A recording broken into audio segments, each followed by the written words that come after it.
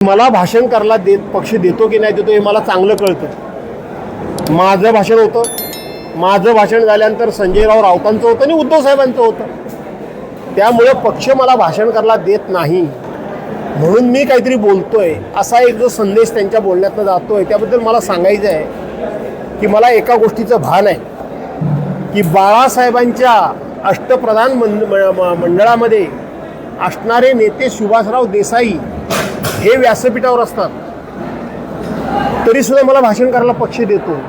दिवाकर रावते असतात तरी सुद्धा पक्ष मला भाषण करायला देतो। वेगवेगळे नेते असतात तरी सुद्धा मला भाषण करायला पक्ष देतो आणि त्याच्याही उपर आदित्यजी ठाकरे असतात तरी सुद्धा पक्ष मला 3 नंबरला भाषण करायला देतो।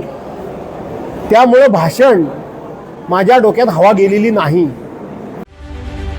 रत्नागिरी 24 न्यूज चॅनलला आताच सबस्क्राइब करा आणि शेअर करायला विसरू नका।